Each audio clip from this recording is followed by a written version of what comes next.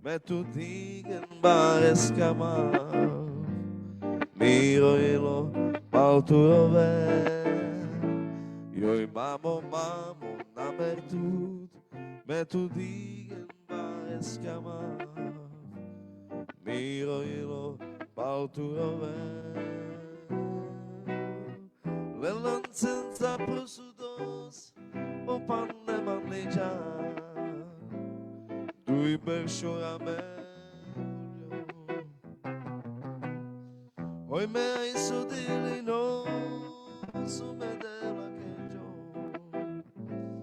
Le pralenza man manjo Joj mamo na mertud me tu digan bares kama Miro ilo balturove Joj mamo na mertud me tu digan bares kama Miro ilo balturove me charova me charova me charova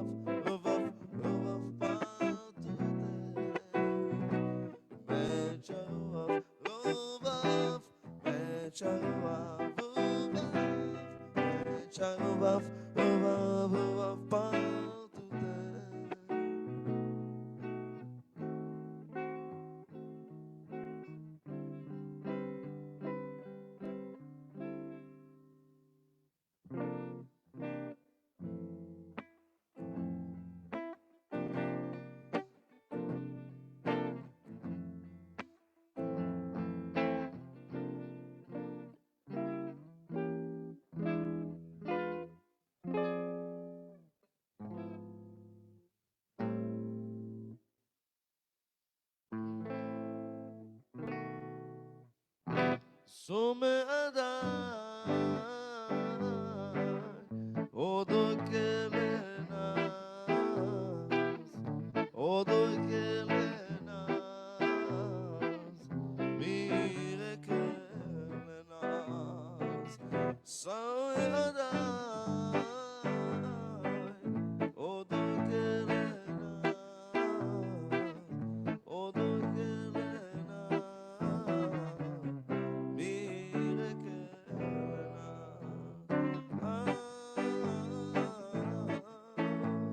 Sauruma babo babo Sauruma odae Sauruma babo babo Hey Edelezi Sauruma dae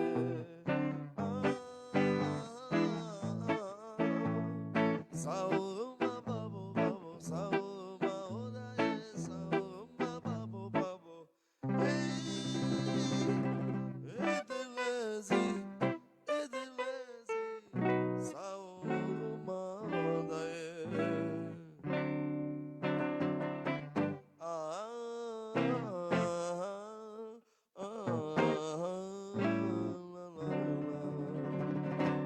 Chayorie, chukarie, na pirude, balamande, na pirude, balamande,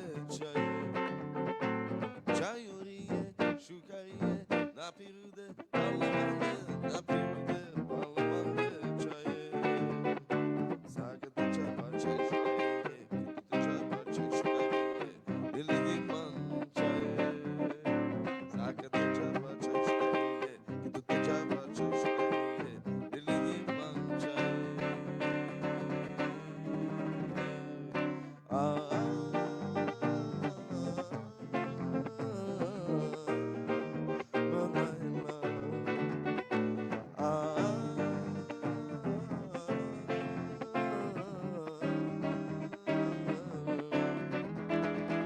Chayorie, chukarie, na pirude, balamande, na pirude, balamande, chaye. Chayorie, chukarie, na pirude, balamande, na pirude, balamande, chaye. Sakata chava chukarie, kituta chava chukarie, delini manche. Sakata chava chukarie, kituta chava chukarie, delini manche.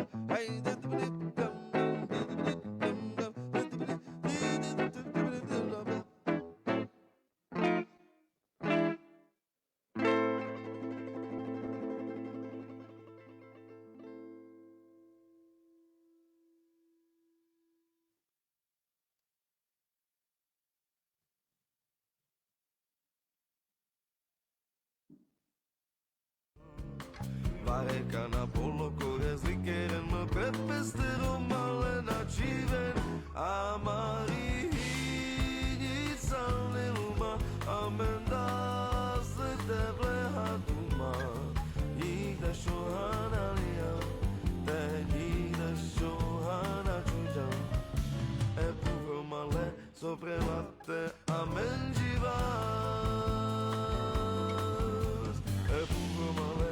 Prelate amengivas E puro male so prelate amengivas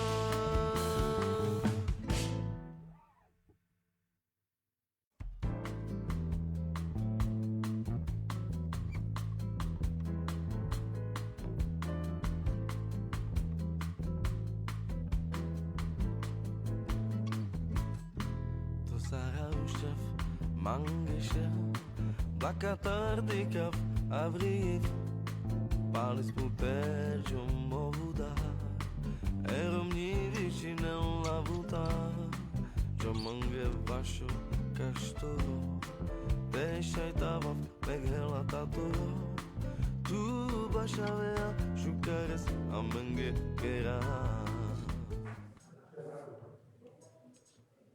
Hello, everybody. Good afternoon. We are here for the last panel of this conference for very interesting topic.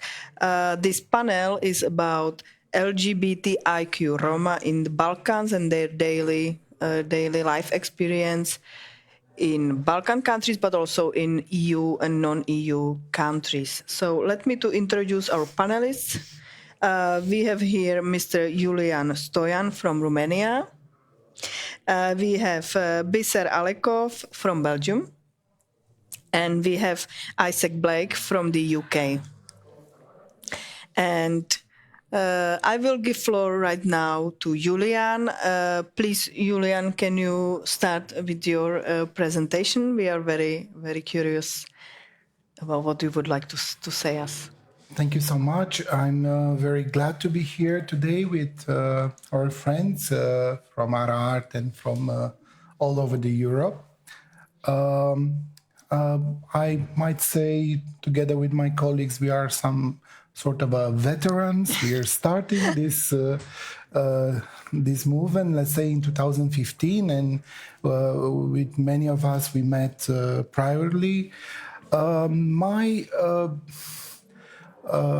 task here is to discuss about some stories of the Roma LGBT individuals in Romania, yet not from the Balkans. Even though we are associated with the Balkans, some Romanians will not feeling that belonging to this region.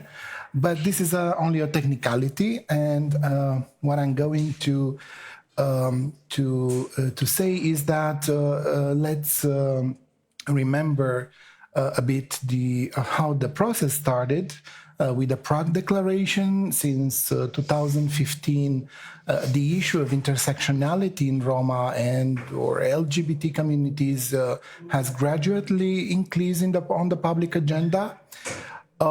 Starting with that moment, August 2015, the Council of Europe and the European Commission became more and more aware of the challenges that the Roma LGBT activists were raising, and proposed to the member states a number of recommendations to be taken into account when elaborating the public policies or strategies for the Roma social inclusion. And after this moment, the prides, which took place in various European states, were gradually starting special sections of the Roma LGBT activists, organizing public debates on the topic, as well as writing and developing projects to assist youth in needs, overcoming the challenges they are facing. As regards the legal protection for ethnic and sexual and gender minorities in Romania, I just want to mention the legal framework existing in Romania, the Emergency Ordinance number 137 by 2000, which is bringing in line at the national level the provisions of the race and equality directives, which were continuously improved to cover most of the discrimination grounds possible to arise from practice, and thus increasingly dissuasive measures in this respect. As regards the multiple discrimination, this provision is presented in the Romania anti-discrimination legislation, and it constitutes an aggravating of the offense. Therefore, there is an increased penalty, administrative fines, and other administrative sanctions applied to the perpetrators.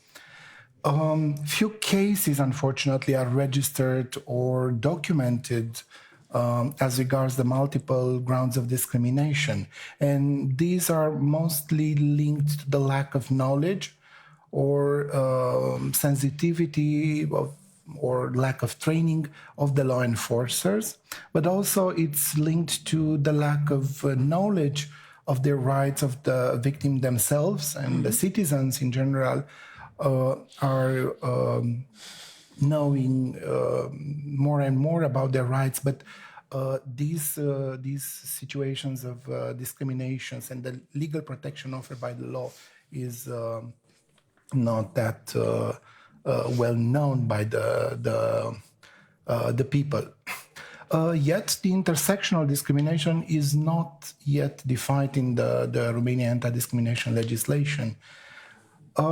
We also have some recent improvements as regards the legal framework in Romania, apart from those specific to sanction the hate speech and hate crime, racially or homophobic or transphobic motivated hate speech or hate crimes. We have particularly the newly adopted, well, it's not that newly, the law number 2 by 2021 for preventing and sanctioning the anti-Gypsyism actions or activities. This piece of legislation is bringing some penal measures for anti-Gypsyism and anti-Gypsyist actions. This is going to complete the existing penal legislation in the field of hate speech and hate crime, as I was previously mentioning. As regards what we have done in Romania in this field since 2015, there were a lot of debates, lots of presence of the Roma LGBT in the public debates, in the Pride, as I said before, and this was culminating 2 years ago with a project called Intersect, altfel despre discriminare, which means in other terms about discrimination. It was a project funded by the European Commission through DG Justice, And it was a very complex project, bringing 4 NGOs in Romania and community-based organizations, community groups, which were involved in the activities of the project. I just wanted to mention the NGOs participating in this big project is Mosaic Association, to whom I was collaborating actively to transpose in practice some of the activities. The Center for Legal Resources, a well-known NGO specialized, as well as Actedo, which is an organization militant for gender equality. Last but not least, the Civic Union of Roma Youth in Romania, which were the specialized organization with the Roma expertise in this. The project was carried out in 5 major cities in Romania: in Bucharest, the capital, in Brașov, in Cluj, Iași, and Timișoara. We were choosing university centers because most of the activities were implemented with the support of the students, the Roma youth, Roma students, LGBT youth, LGBT students present in those cities. And we were working to overcome the lack of information through collecting around 120 testimonies and personal stories, human interest stories of the Roma LGBT individuals in an attempt to create a needs assessment as a baseline to know what to do in the future in the work with the Roma LGBT community. Numerous training programs, information activities, or workshops were organized in each of the cities. And the workshops were aimed at identifying those human resources at the local level to act as multipliers to enroll in the project activity and with the partner organizations in local initiatives or campaigns related to combating discrimination and making more visible the situation of the Roma LGBT at the local level. As regards the training courses, we had numerous training with local public authorities representatives. I was actively involved in a few of them. And we came with some interesting results in the project when the local authorities are not yet prepared to approach the Roma minority nor the LGBT community at the local level as regards the public policies implemented at the local level or other initiatives to be supported, nor the simple sensitivity to the human basic needs represented by discriminated, let's say, minority or citizens group. Also, we, among the other activities, we were supporting and creating an online campaign for non-discrimination with the support of those students, the Roma youth and the Roma LGBT youth, participating to all of our activities. And an exploratory study as regards the Roma and Roma LGBT discrimination in Romania was carried out, building on the human resources and the interaction we had with the beneficiaries at the local level. Obviously, some best practices and best positive cases were identified during the project, and they were reflected in a final report of the project, which is to be found on the Mosaic Association's website. As well, a national awareness campaign as regards the discrimination of Roma and Roma LGBT minorities was carried out by the participants themselves, those who were enrolled in the training programs and the workshops, and they came with the initiative when trying to bring their expertise and aspirations and energy to these youth-related activities. They demonstrated a high civic involvement initiative which was quite refreshing for the organizers. Last but not least, a set of public policies recommendations were elaborated with the aim of improving the Roma LGBT situation.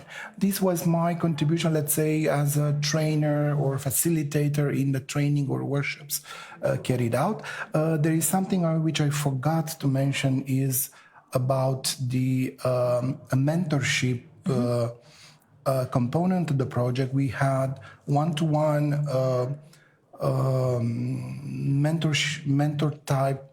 mentor-mentee type of relationship with people in the grassroots, so that we can build confidence and self-esteem and to support them to become more autonomous at the local level, and to be proud to build their pride in who they are and in their identity. This was, let's say, my contribution as a trainer, as in a civic engagement. In my official capacity as a governmental representative, I'm working for the National Agency for the Roma, which is a governmental agency responsible with the elaboration, monitoring, and assessment of the public policies for the Roma inclusion in Romania. I'm going to refer a few words about the Romania's National Roma Integration Strategy and the concept of intersectionality. I would say that this strategy was elaborated in large consultations with the Roma NGOs, the Roma activists, or the Roma experts at the local level, starting with February 2020. We had this strategy ready to be adopted in the last month of the same year, but unfortunately, because of the political volatility, we were forced to postpone its adoption. The strategy is approaching this recommendation related to the intersectional discrimination in its dedicated plan of actions for combating discrimination, hate speech, and anti-Roma attitudes, which are generating hate speech. And here I'm just going to mention a few major activities: the training for law enforcers in the field of anti-Roma racism and ethnic motivated hate crimes. Another interesting approach in this strategy was to create and disseminate educational resources in the field of preventing and combating anti-Roma attitudes for both private and public employers, as well as sort of a platform, an online platform to disseminate tools with good practice identified on the market as regards the public and private employees in the field of racial, multiple, or intersectional discrimination. So these would be just concentrated on a few considerations of my presentation. I'm happy to answer to any questions that might have arisen during this debate. And I'll pass the word to you. Thank you, to me, yes. Thank you, Julian. Yes, you're representing National Agency for Roma, which is a governmental body, right? Can you please just very shortly tell us what's the number of Roma living in Romania and what's the percentage? Well, unofficially, we all know and we all agree Romania has the most numerous Roma population in Europe. even though the latest census in 2011, number of 621,000 Roma were self-declaring or assuming their ethnicity.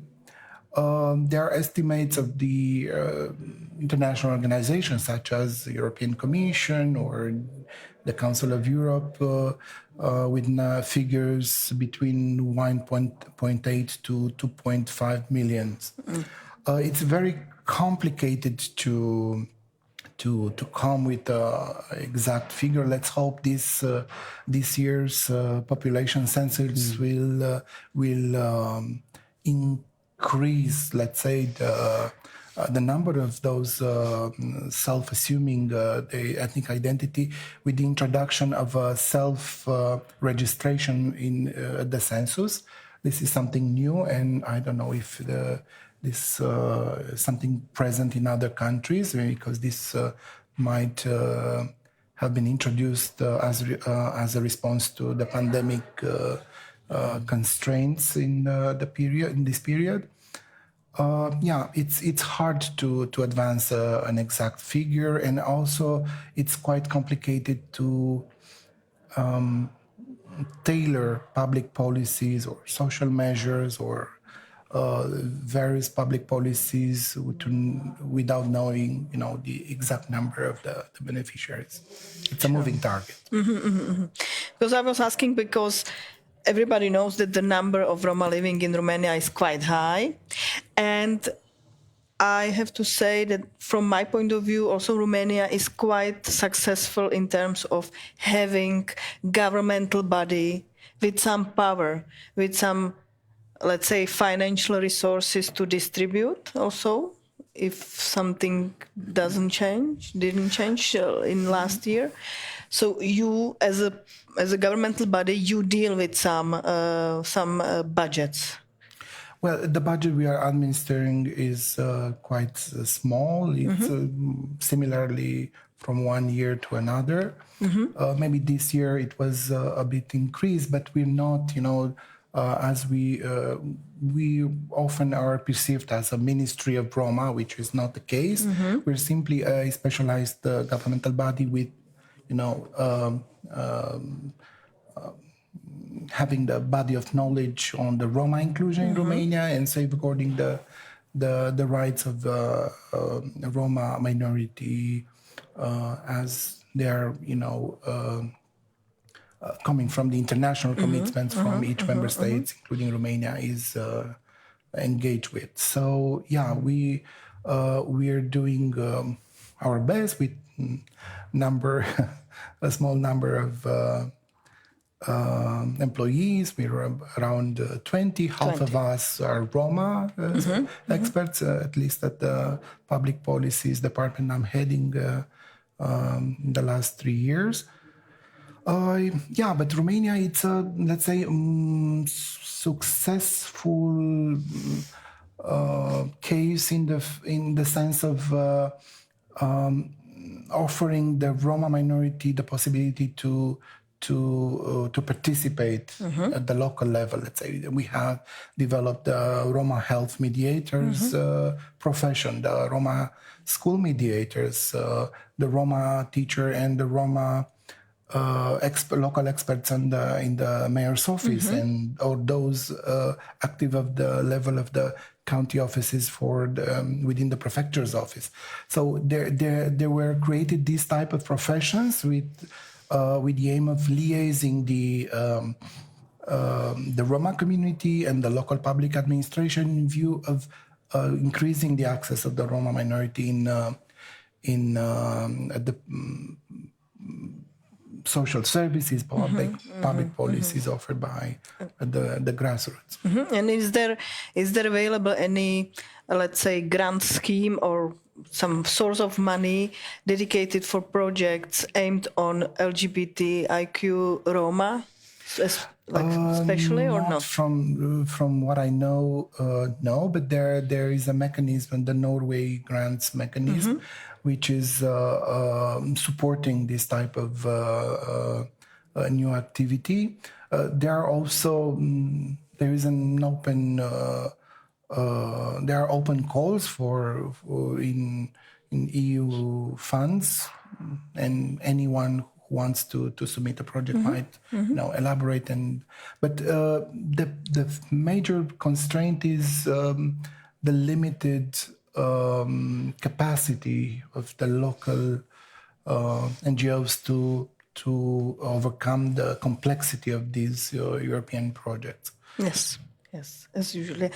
And going back to the topic of LGBTIQ also, my question is, you said that you have already incorporated the topic of multiple discrimination in the law.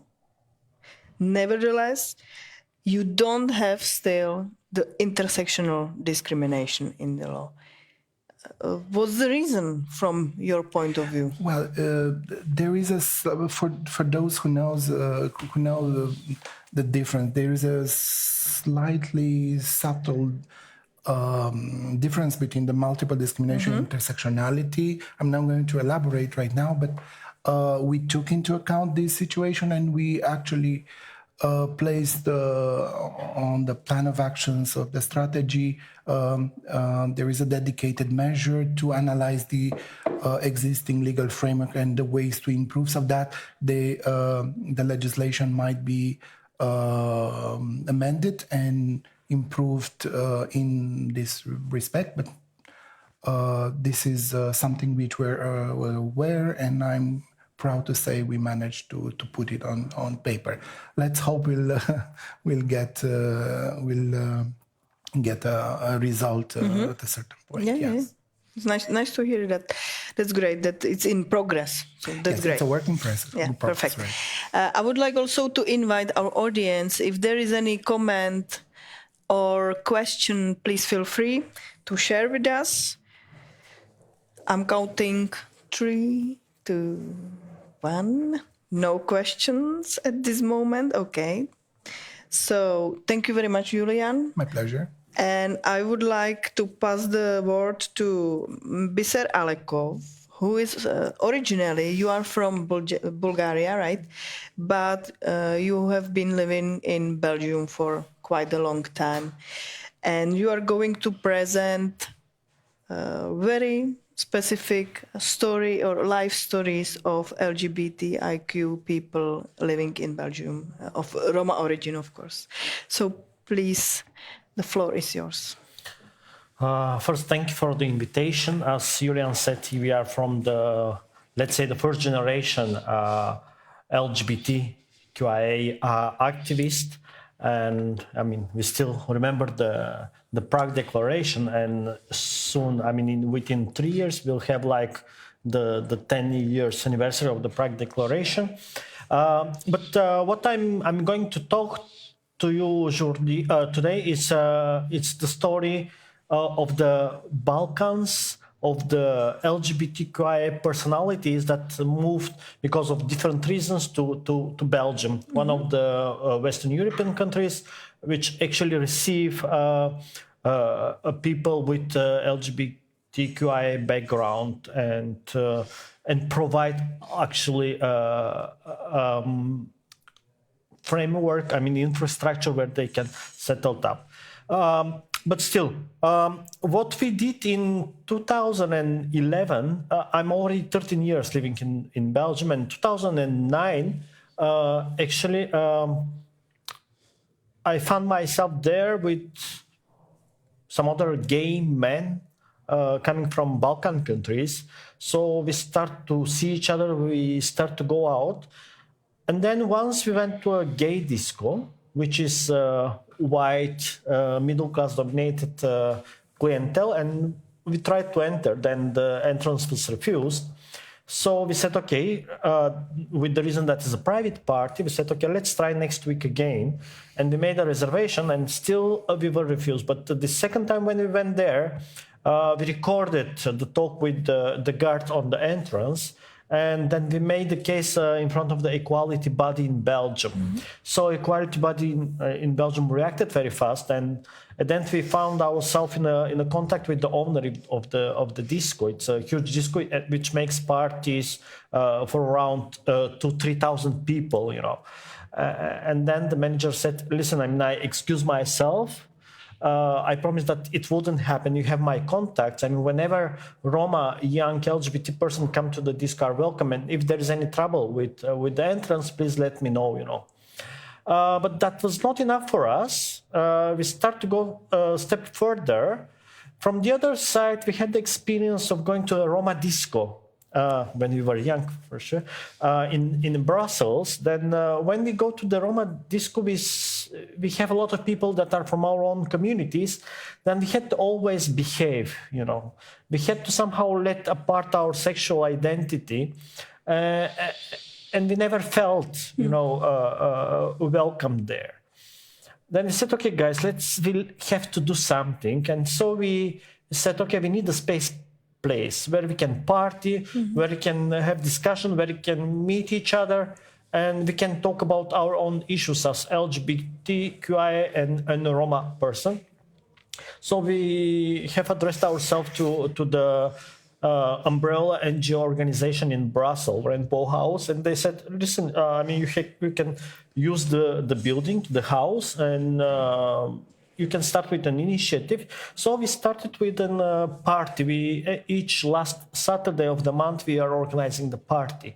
And this practice continued already like 7 years. Now, after 1 year of these Balkan parties, we decided, okay, let's get a structure. It's not enough just to party. I mean, there are issues to address because we also saw that the Brussels gay scene is very white. It's very middle class. Still, there are a lot of refugees, a lot of people coming from abroad. It's very mixed city. But somehow the Roma were seen only as a sex workers, as a men having sex for money. And even there were already some projects within different organizations. Then said we have to do something, and so we created the Balkan LGBTQI organization. I have to regret now, with the difficulty we faced that time, that the organization was actually created only from gay men.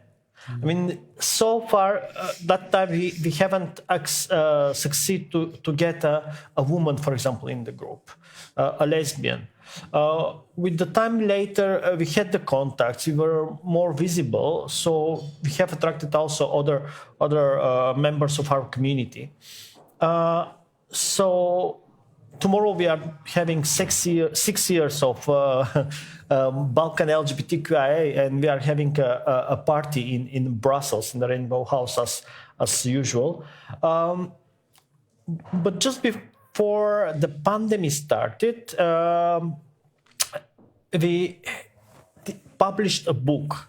We published a book that brings together 8 stories of LGBTQIA people coming from Balkan countries.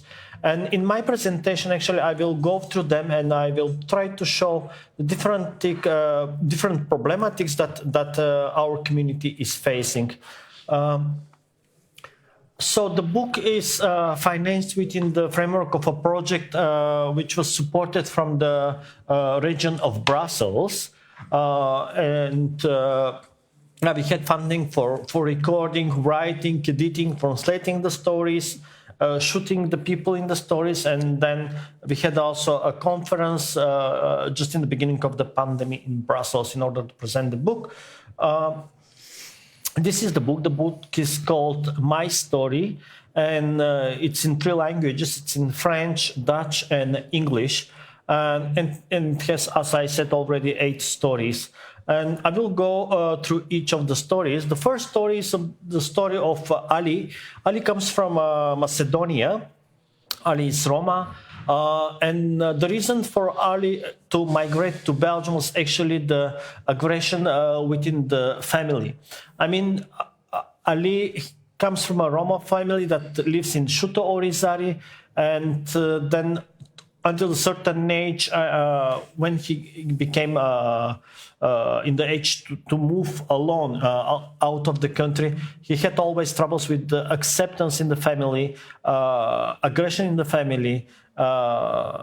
Then also he was brought to the mental issues, psychological problems because of that, because of his sexual identity. So for him, that was a reason to migrate to Belgium. As for many LGBTQI persons coming from Balkan countries. The second story is the story of Gerard. Gerard comes from Romania, and it's a very interesting story because now we are in a stage of making a movie about his story, and probably at the end of the year we will come up with the product which we'll be able to show you. So the story of Gerard is Gerard is a guy that grew up in an orphanage. Firstly, for him, the identity as a Roma was something unknown, something new. And then he was adopted by a ethnic Romanian family, and as the employment possibilities in the country were very limited, so the family moved to Belgium. When Gerard turned to 18, he decided to share with his parents about his sexual identity. But at the same day, he received a message from Facebook from his biological sister. And his biological sister was Roma. On the same day, he was ready to say that he is gay to his parents. He also faced the challenge, to see something about his own identity, ethnic identity. So he did the opening to his parents, saying, "Listen, I'm gay, but I'm also Roma. I find out." And then the reaction of the parents was that they would accept him as a gay, but they would like him to be silent about his identity as Roma. They wouldn't want him to share with anyone else that he is actually Roma. And for us, this is a problem. This is a problem, and it brings us to so-called intersectionality that we are discussing the last 2 days.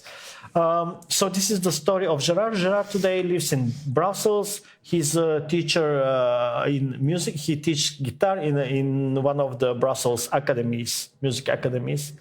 Then the next story is the story of Vasya. Vasya comes from Ukraine.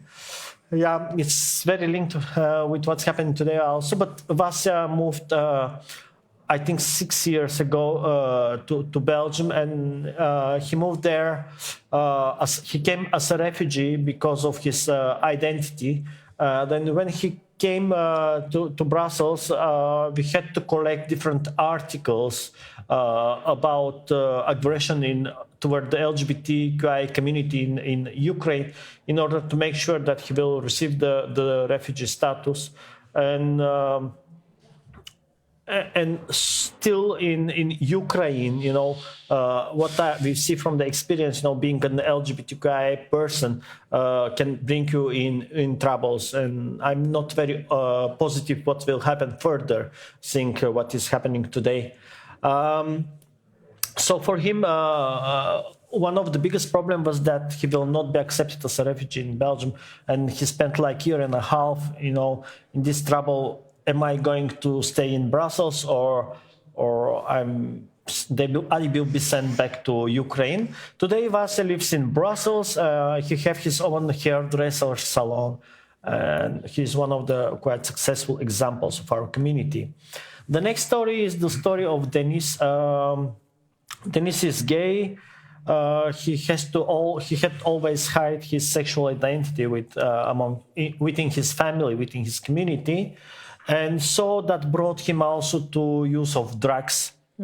And the use of drugs actually, was one of the outcomes of his secret, of not being able to share his identity, sexual identity with the family. So at the end, in a few years of use of drugs, he ended up in a coma. He took an overdose of GHB, and he was in coma. And at that moment, the parents came and we had to explain why he is in coma. And actually the coming out for him was done through his friends and not directly through him. Today, Denis is having a company for cleaning in Brussels, and he's maintaining the cleaning in few hotels, and he employs Roma and non-Roma people in his company. He has nothing to do with drugs anymore. He has his boyfriend and they live together. Then the next story, you don't see a photo, it's the story of Isaiah. Isaiah is an invented name because the story of Isaiah is still very sad story. Isaiah today is almost 60 years old. She's intersex person. She was born in Bulgaria. Without her knowledge and without the knowledge of her parents, imagine that was the time of the communism, Isaiah spent 18 years in the hospital under observation. Still, she doesn't know what is happened with her. But when she entered the puberty, she realized that she doesn't feel to be a girl. And she was in the body of a girl. And she felt always to be a man. Apparently, she was born intersex, and that time the surgeons in the hospital decided and to go the easiest way, to cut her genitals and to let only the feminine genitals to be developed. So Isaiah grew up as a woman, always having the feeling that it's man. Meanwhile, Isaiah, just at the end of the change in 85, 89, she made a try to go to Serbia, to Yugoslavia at that time, to have an operation for changing her gender. But it was the pre-war time, and the surgeon told her, just go to Belgium. I mean, you won't have the chance to do it here. Going to Belgium that time, she was as a refugee there, and not being able to find job, staying always, with the status of refugee, she then couldn't succeed to change her gender. But at the same time, she became also religious. She became a Pentecost, and then it was the next layer of difficulties, because in her community of religious community, she has to hide also. Maybe it's correct to say for her, they had to hide the identity as intersex person. Few years ago, we didn't put a photo of her because still it's a secret, about the community, about the family, and we asked an artist to try to make a reproduction of her image based on the story. And still today, for Isaiah, is a problem to get access to her medical dossier.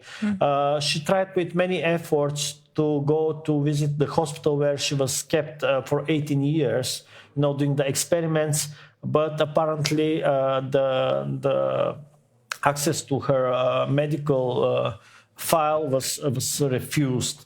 And still, she is not aware, she doesn't know what is happening with her body during her childhood.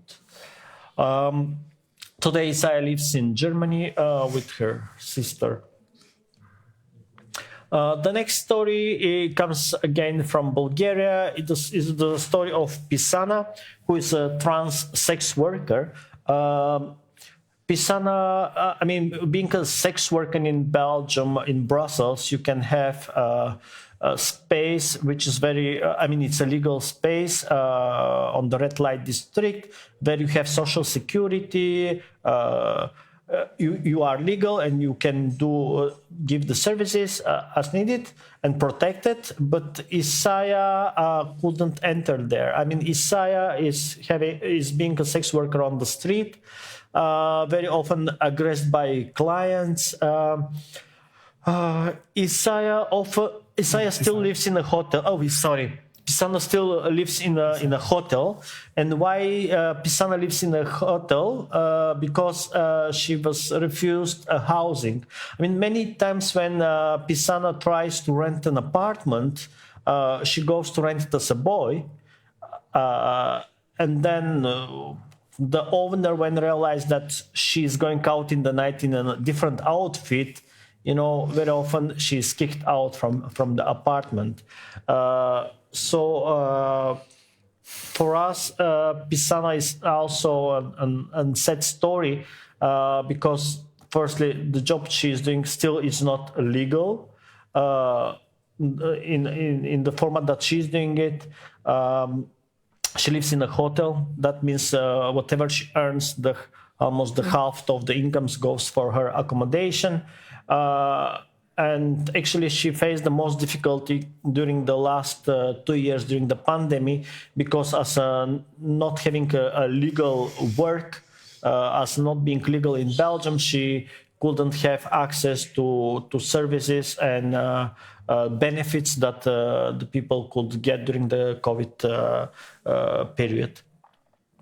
And then next story is the story of Cenk. Cenk comes from Macedonia.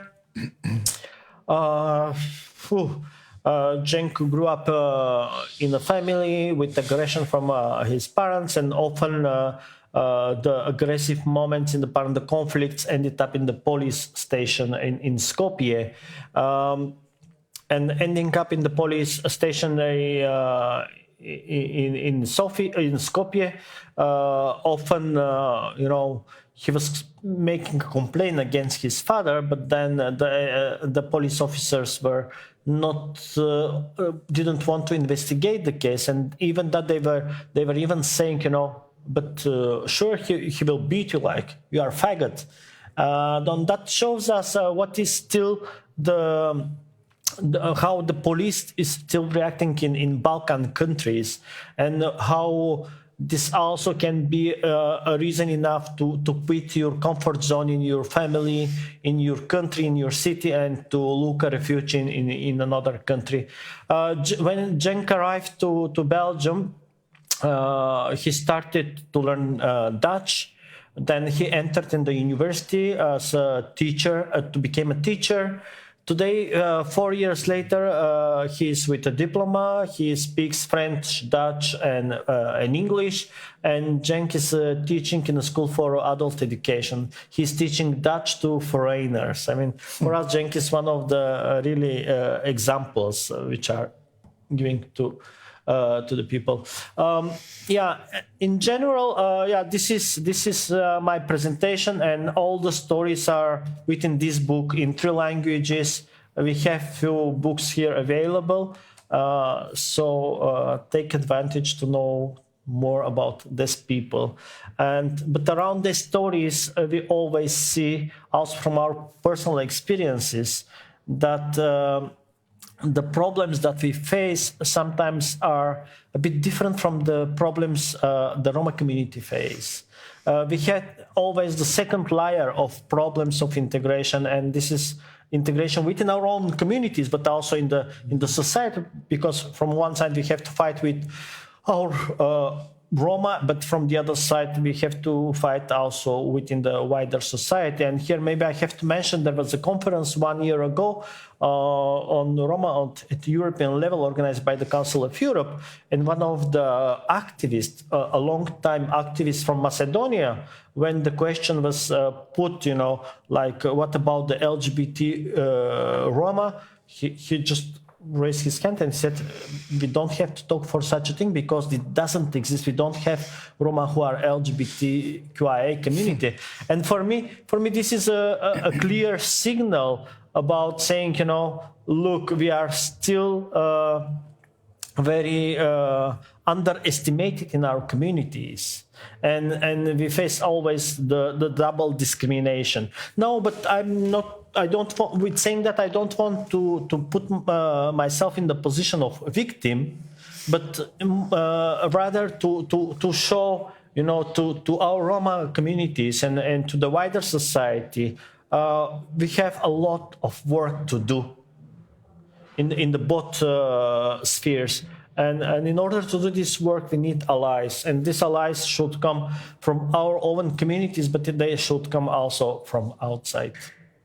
Thank you very much, Biser. I just would like to add that if you need some allies, you need to let's say, attract them somehow. And stories are one of the most powerful tools how to get some allies, how to explain the situation, the topic, and how to attract.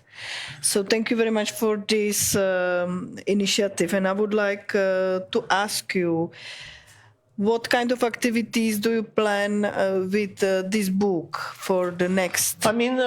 What we do first one thing is we try to disseminate the book on different conferences. The book is also available in the umbrella organization Rainbow House in Brussels. But we also said, okay, now when we pass to more visual things, more Facebook, more internet, we should do one step further. So we took one story from the book and we added another 2 stories. And now we are working on a documentary movie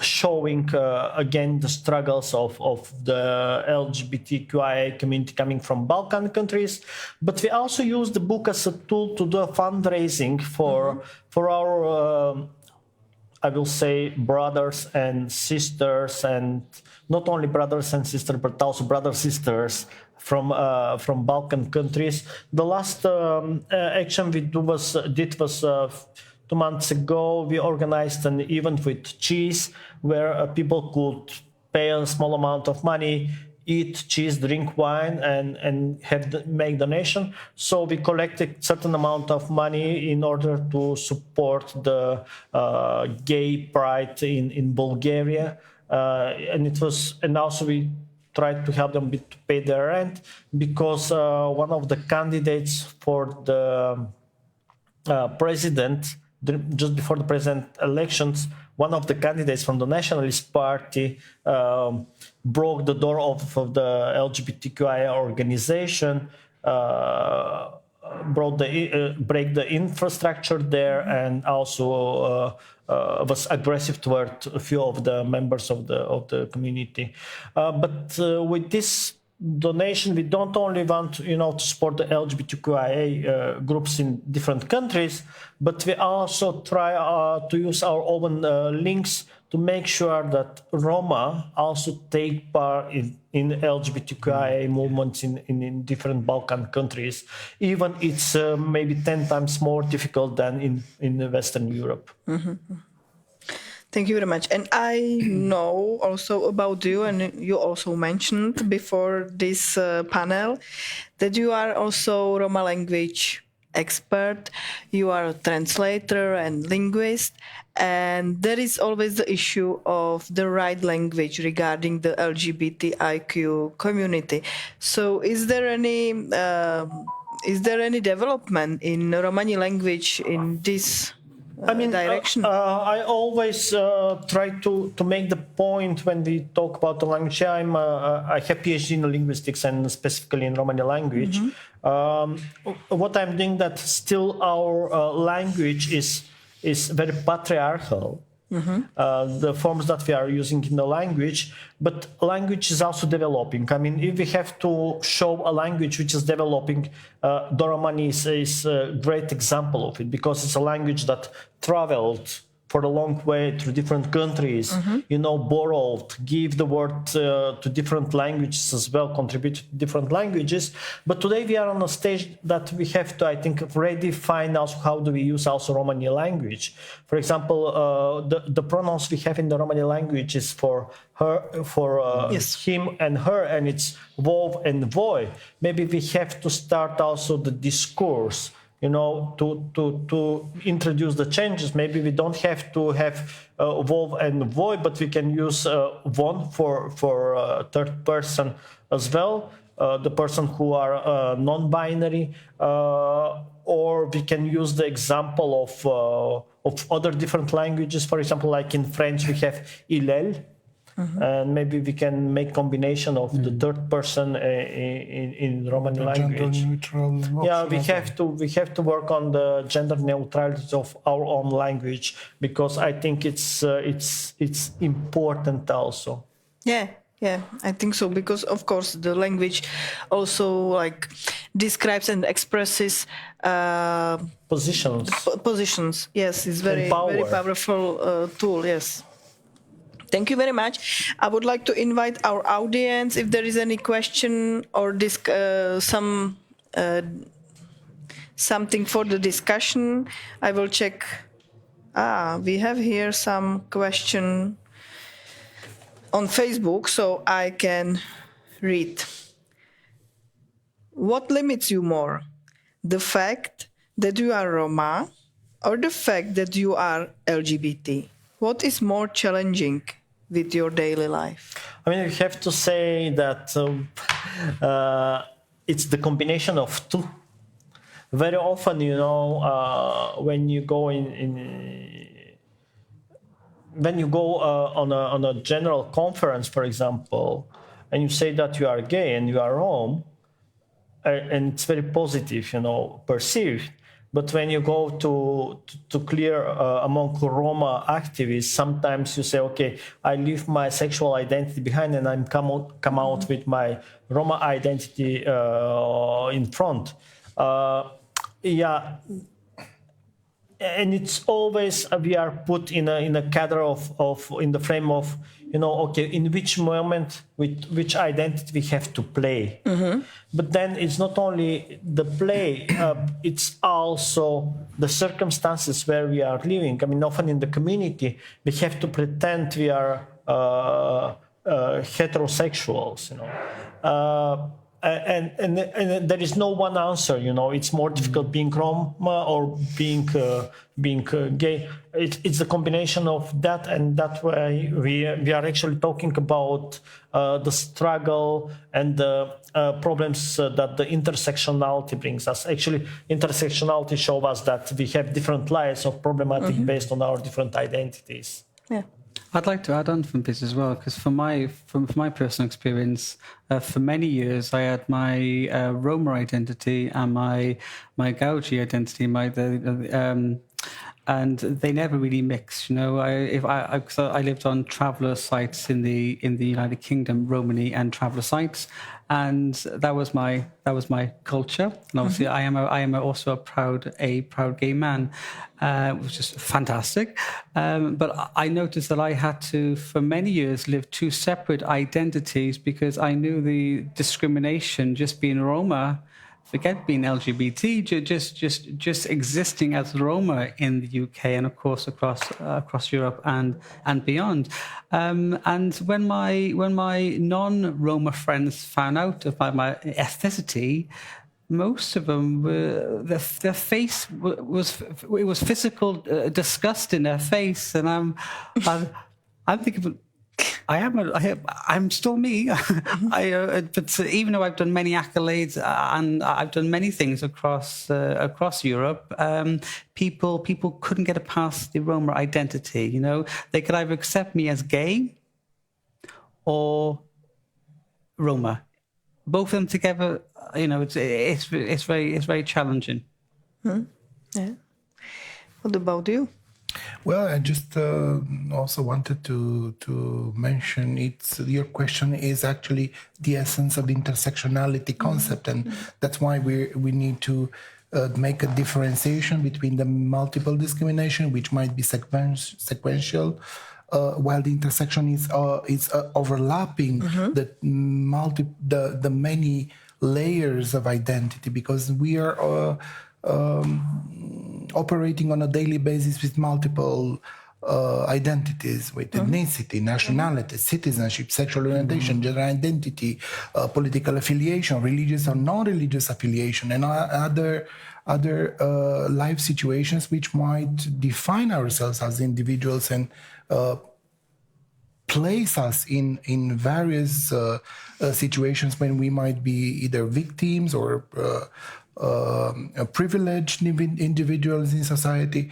So yeah, this is why it's important to approach this issue of intersectionality, of multiple grounds of discrimination, and this is why the European Commission has strongly recommended to all member states in their national in the EU framework for the Roma inclusion at the EU level to pay a special attention to this issue, because this is a hidden phenomenon who is affecting the daily lives of many citizens, and it's unapproached. And I can testify you from my experience in the workshops with the local public authorities representatives I was mentioning before.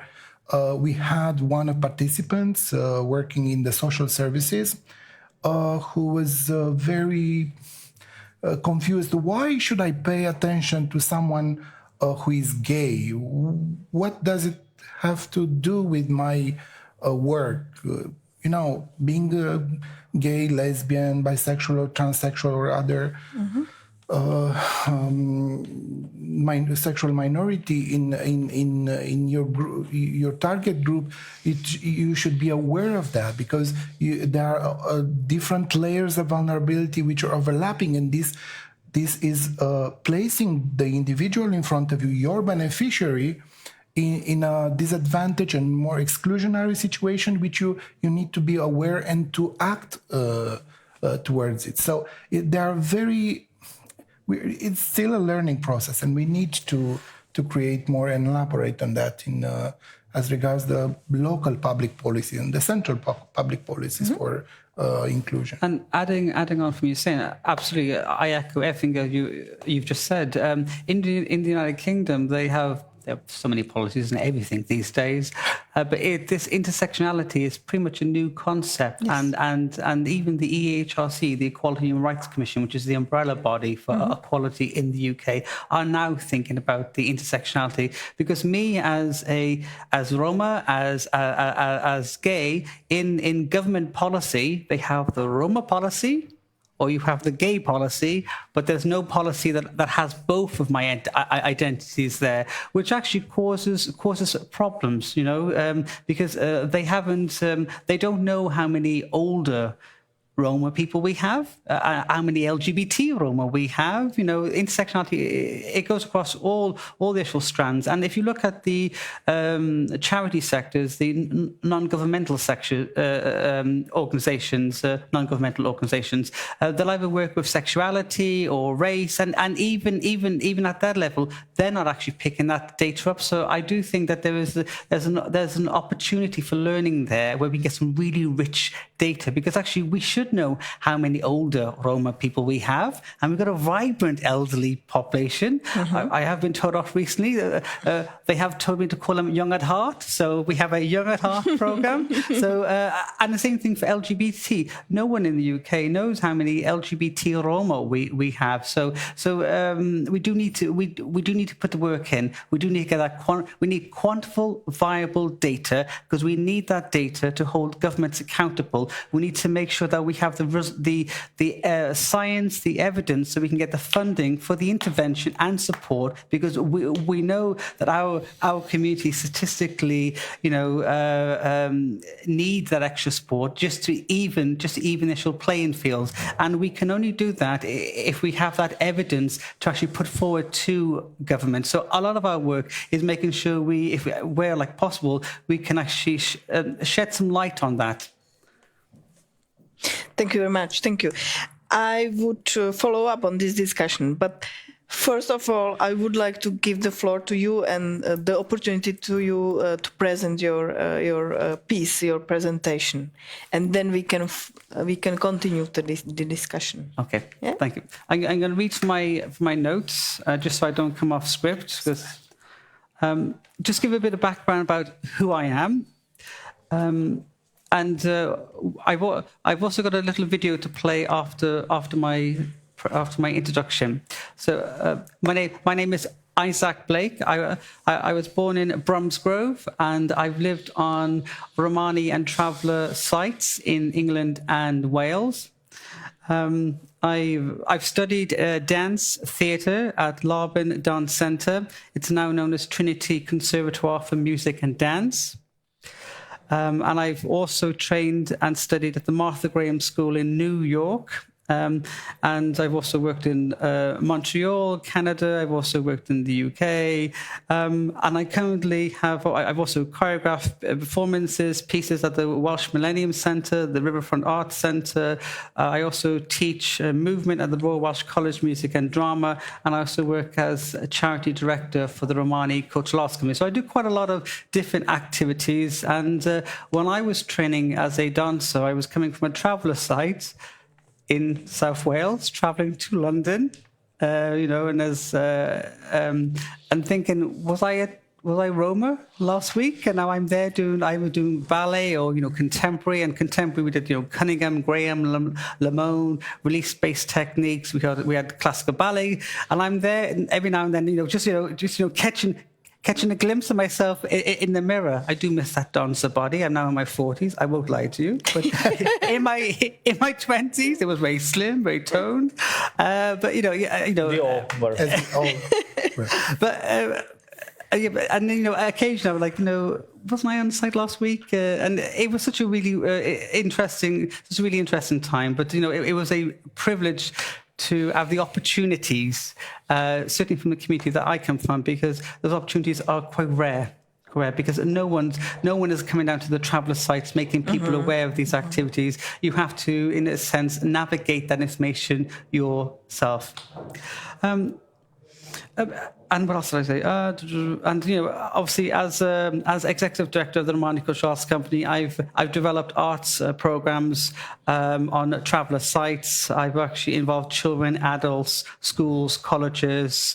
I've done many different activities to promote art and culture as a medium for empowerment and advocacy through Wales, England, and beyond. I've also engaged widely the non-Roma communities to promote dialogue and social cohesion. My leadership and management of the RCAC has seen the organisation grow from small voluntary third sector charity into a leading Romanian traveller organisation in the UK. And which is fantastic. And I'm really pleased to say that the charity came from the community. I am the founding member, and everyone in the organisation is from Roma and traveller community. That's on the governing body, to the workers, to our team community champions, and that's a privilege, because there certainly was a gap in the initial market. People didn't realise all this rich history that we have within our community. And I'm from the community, and I believe in my community, and I love my community. And all I do is just give them a opportunity to have those conversations. So we are producing, making work. We are cultural agents of change. We are ambassadors, giving platform and a space to have those conversations. Pleased to say it's not just me. I have a very talented team that helped me, and if it wasn't for them, I wouldn't be sat in this chair now. I'd like to share a little video with you guys now. It was for our LGBT work, and you can see how we've included our colleagues from the Balkan countries into our work. If we can play the video. The Romani Culture and Arts Company was formed in September 2009 by its director Isaac Blake. As a Gypsy, Roma and Traveller-led community development organisation, they work toward GRT communities becoming fully acknowledged as valued members of mainstream society while still retaining their distinct cultural heritage. By promoting better understanding of Gypsy, Roma and Traveller culture, the Romani Cultural and Arts Company aims to bring about positive change by facilitating advocacy through the arts. Their objectives are to advance the education of the wider public in relation to Gypsy, Roma and Traveller culture through arts-based and community activities, and to enhance racial harmony for the public benefit by promoting knowledge and mutual understanding across diverse groups. The Romani Culture and Arts Company is proud to have been addressing intersectionality and Gypsy, Roma and Traveller LGBTQ+ issues over recent years. In 2015, Christine Virginia Lee represented the Romani Cultural and Arts Company and Gypsies, Roma and Travellers in Wales at the first GRT LGBTQ+ conference in Prague, organised by ARA Art. This historic conference highlighted and explored the many challenges facing LGBTQ+ Roma in Europe and beyond. Christine also represented the RCAC and GRT communities in Wales at an event with the Rainbow Pilgrims, which focused on the rights and passages of LGBTQ+ migrants in Britain.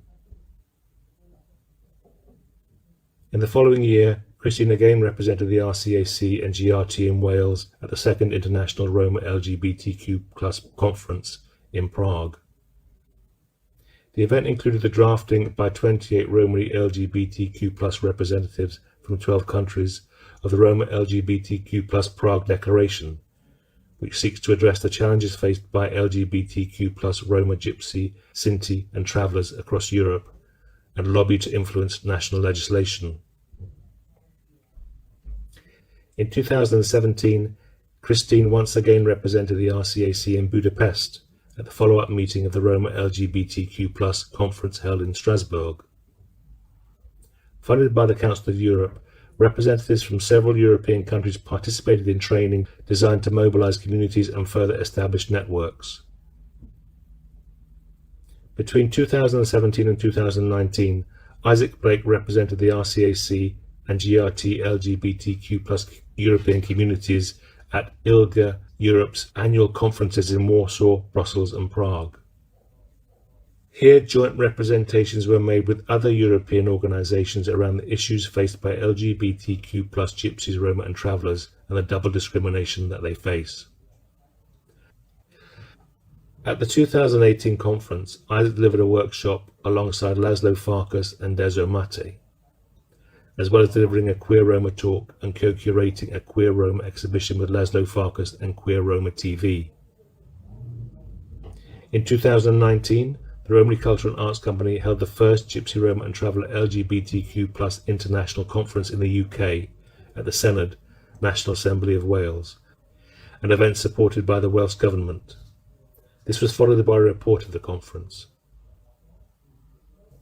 In the following year, the Romany Culture and Arts Company carried out research for their Gypsy, Roma and Traveller LGBTQ+ spoken history archive. In 2021, the RCAC was proud to present the archive in both audio and text forms. The text publication followed the launch of the audio archive and was intended to further disseminate insight into the experience of LGBTQ+ individuals from a variety of international Gypsy, Roma and Traveller communities. The aim of the archive is to give voice to the important, fascinating and often moving stories told by members of the global GRT LGBTQ+ community, and to highlight the valuable roles that these individuals play in the rich complexity of Gypsy, Roma and Traveller life. The result is a dynamic resource that not only documents and archives but also celebrates the intersectional heritage, culture and experiences of LGBTQ+, Gypsies, Roma and Travellers across the world.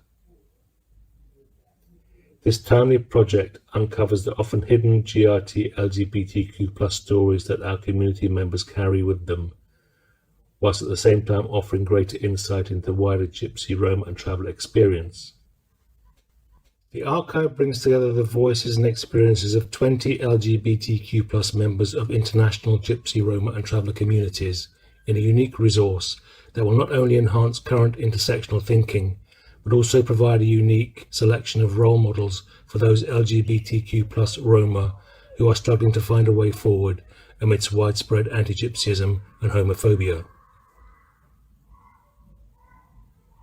These fascinating life stories tell of the variety of ways in which each person has navigated the challenges of growing up as LGBTQ+ within their own GRT communities and their wider national context. Each relate the complex negotiations that have shaped their journey towards a life in which they can truly embrace every aspect of their identity. The resulting testimonies are a tribute to the progress made in LGBT+ Roma movements, of which many of the interviewees have been key activists. But it is also clear that there remains a great deal of work to be done to reach full recognition of the situation of LGBTQ+ Roma amongst the wider population, amongst Roma communities, and amongst LGBTQ+ communities alike. The need for such a project became clear following recommendations by the RCAC in their report following the first Gypsy, Roma and Traveller LGBTQ+ international conference in the UK. This event featured an international selection of speakers including activists, academics, artists, community champions and government ministers, each of whom focused on the current and historic experience of GRT LGBTQ+ people and the future possibilities for improving equality and opportunity across our communities. The conference took place in the context of the Romani Cultural and Arts Company's ongoing programme of increasing visibility, opportunity and equality for all members of GRT communities across Wales and beyond. The aim was to showcase emerging international voices within the field of GRT LGBTQ+ awareness and to facilitate the development of dialogue across communities about the ways in which articulations and negotiations of difference continue to inform the lives of individuals within GRT and LGBTQ+ communities today. The conference represented a unique opportunity to participate in discussion with an international panel of inspiring speakers and to learn of their research and their professional and personal experience. Throughout the event, a variety of aspects of the intersectionalities of GRT LGBTQ+ people were shared with the general public. The event created visibility and awareness of experiences that have been widely ignored, suppressed or denied. Such omissions have been commonplace throughout mainstream society, the LGBTQ+ movement itself, and the wider GRT community. The very act of refusing to deny the existence of GRT LGBTQ+ people proved a potent starting point for beginning dialogue that can eliminate the amplification of violence felt at the intersection of anti-Gypsyism and homophobia. Acknowledging the spaces that these multiple identity positions occupy and how they overlap can lead to new synergies that radiate beyond specific intersectionalities to help build a more cohesive and tolerant society. The Gypsy, Roma and Traveller LGBTQ+ Spoken History Archive carries forward the groundbreaking work achieved through the 2019 GRT LGBTQ+ International Conference with the aim of continuing to build trust and respect across communities. Interviews for the Gypsy, Roma and Traveller LGBTQ+ Spoken History Archive were conducted by Christine Virginia Lee and Daniel Baker, both of whom participated as subjects for the project along with RCAC Director Isaac Blake. Both the audio and the text versions of the archive are now available on the RCAC website at www.romanyarts.co.uk. Thank you, and it was wonderful to see that video. The voiceover was done by my colleague, Dr. Daniel Baker, and I'm pleased to say the actual work was funded by the European Roma Institute for Art and Culture in Berlin, and it was also supported by the Welsh government, which is wonderful. And the project was led and driven by the community and people here today. Yes. So obviously you know each other already. Yes, you said at the beginning that we are long-time activists, all of you. So it's really natural that you. Can I add something? Yes. I mean, maybe we will get a critique for sure. Why in this module, in this workshop, we are only male-dominated. It's male, cis, gay-dominated group. Actually, Vera Kurtic supposed to be in our panel as well, but for personal reasons, I mean, she was not able to participate. But we should mention that actually Vera Kurtic, one of our main lesbian activists in our Roma movement, and actually she was the one who came out with the publication, Jubilarke, where she brought also the experiences of Balkan lesbian women and the challenges the Roma lesbian women face. Thank you very much for mentioning her. Yeah, she was planning to be part of this panel, but she couldn't make it. Going back to the previous discussion, I would like to follow up. The question is, all the time we are speaking about the intersectionality.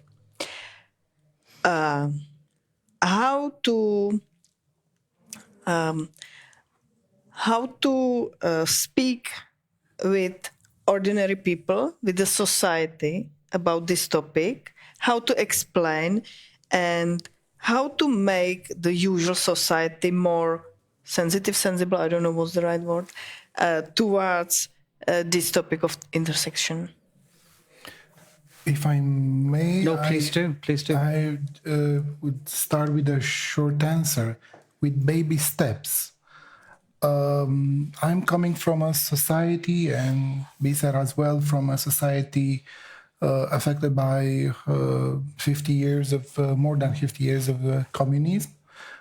Societies a few with lack of exposure to with diversity, with especially in this regard, of sexual orientation and gender identity were punished by the penal law under the communism, and this situation has influenced, the public mentality about the homosexuality, and this segment of population was inexistent in the public discourse, and it was stigmatized. It was affected by the stereotypes and prejudices, and many of brothers and sisters were imprisoned during the communist time, according to the restrictive penal laws. This situation is producing results, even now after 30 years, 3 decades after the transition to democracy. We're still needing to teach people, to create awareness, and to cultivate not tolerance, but rather acceptance and respect. And this is what we are doing. What we are doing on a daily, regular basis. Trying to affirm our identity, be it ethnic or sexual orientation or religious or other ground. This situation should be exposed in public, and we should demand for respect, because this is actually, in fact, the engine that would help us to advance as societies. And if I have to contribute to the answer in more practical way, what does it mean? It means, for example, using different channels to talk about these taboos with at the community level. And yesterday, I think I put the question to someone about how we bring the information to the communities. And so far we have different channels who are created in the last 10-15 years. For example, the mediator, different type of mediators. In practice, what they could do, for example, when they have the community gatherings, the women group, the youth group, to trigger also the question of, okay, there is we have in the communities also, we have the issue of what does it mean LGBT, what is to be a trans person, what is to be intersex person, because at the community level, what is foreseen, for example, of being trans, the image of a trans person is, okay, if you grow up and you are 16 and 17, you are a boy, but you want to dress as a girl, for you the future in 95% of the cases is sex work.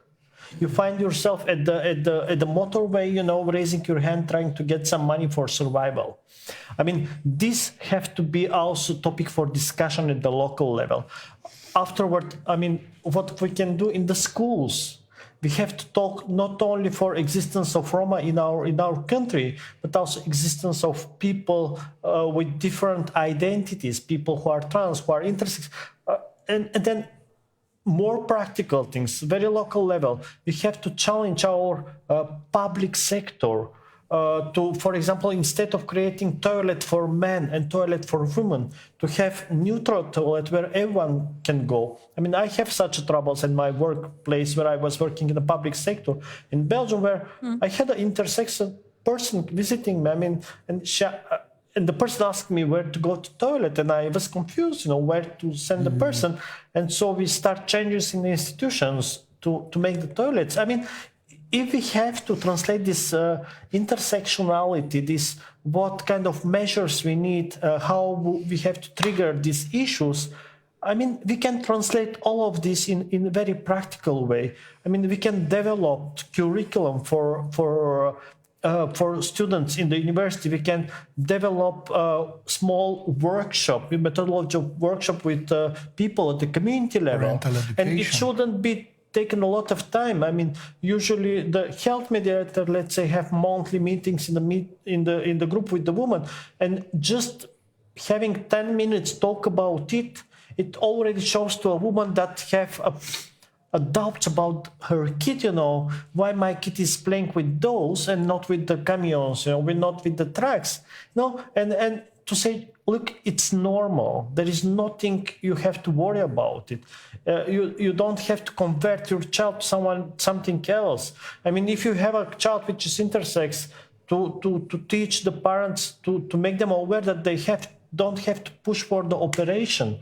You have to leave the kid to grow, to come to an age when the kid can take a decision, when the puberty is passed, to take a decision if the kid wants to be a boy or wants to be the girl. I mean, in practical language, these are the things we have to do, even more. I mean, we can discuss it. And I feel we need to have our governments and our high-level civil servants to have emotional intelligence. Of course, we've got gay Roma, and I'm using as an umbrella term LGBTQI. You know, just like we have gayness in other cultures, and we need to see that emotional intelligence in text form, because it's okay to talk about it, but unless it's on an official document, nothing's really going to change. So we need to hold our officials accountable.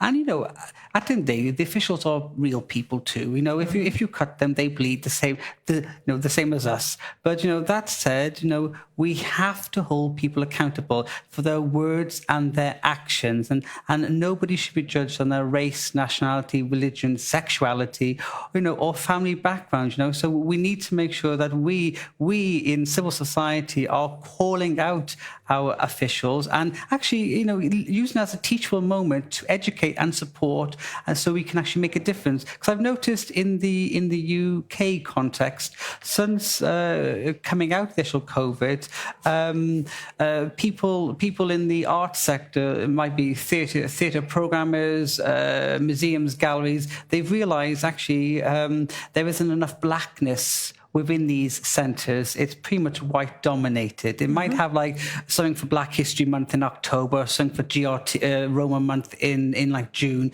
but it's like a month. But what happens the rest of the actual year, you know?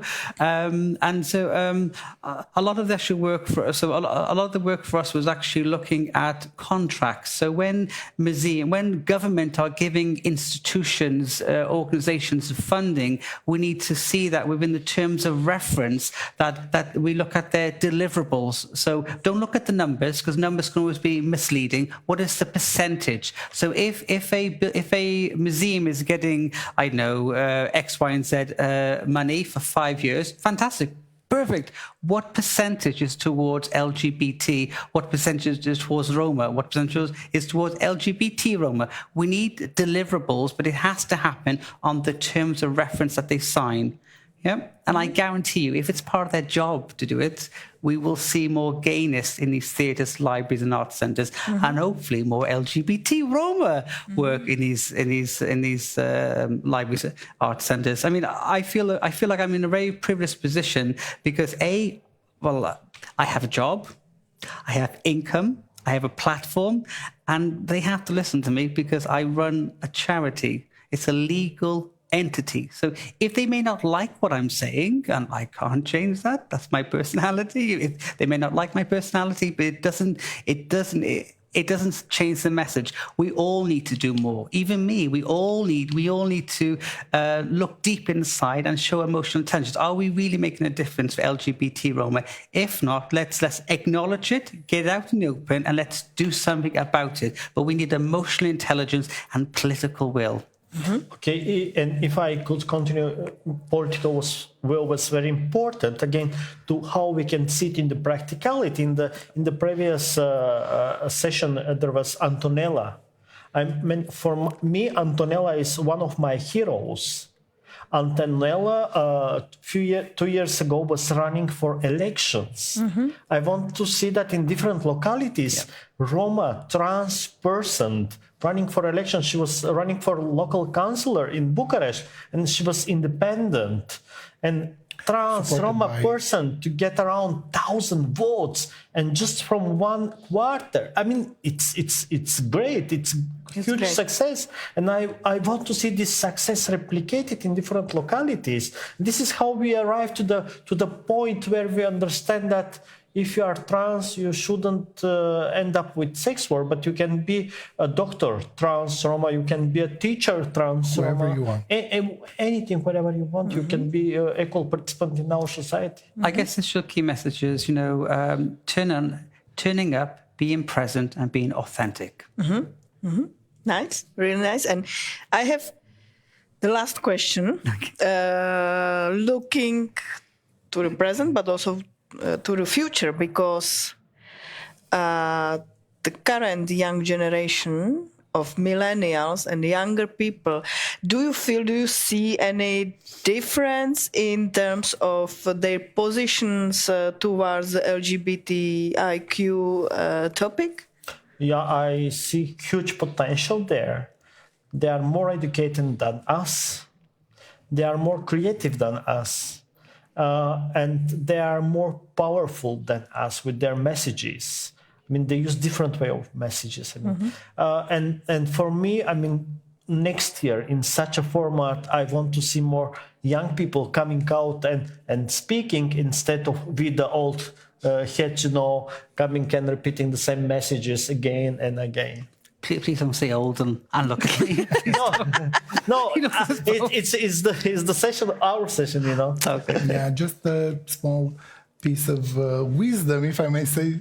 So I would like to add is I was there from the very first gay pride in Bucharest. A decade and a half ago. And every year I see younger participation.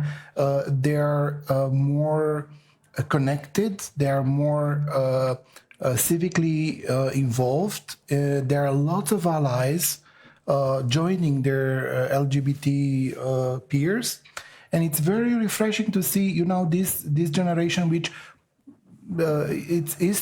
seems to be blamed by the seniors. It's more rooted in the current societal issues, and they are more acting as advocates for minority rights, for good cause, for social causes in this respect. And I think it's wonderful to see young people own their Romanness, their Romany identity and their sexuality, and they make no apologies for this. I mean, wow, and we are seeing a Roma signature on the work. I mean, this is just so delicious, and so authentic. It is authentic. This is the best, finish of our panel, because there is a hope. There is a new generation, and there is a hope, and we just pray for having the peace here, because the peace is very important word in these days. And we send our hopes also to Ukraine. Yeah. I had to say that. And thank you very much for watching us. Thank you very much for taking part in this panel and sharing your ideas with us and your big and huge and extensive experience. Thank you for your work you have done and you will done. Of course, you will do in this topic. This is the end of the whole conference. I would like to invite all of you who are interested to visit the website of Araart to watch all the videos, all the panels, so you can find these videos on this website. We will also have these videos on Facebook still, so you can come back and watch it again. So thank you very much. All the best to all of you, and bye-bye. Thank Goodbye. you. Thank you for.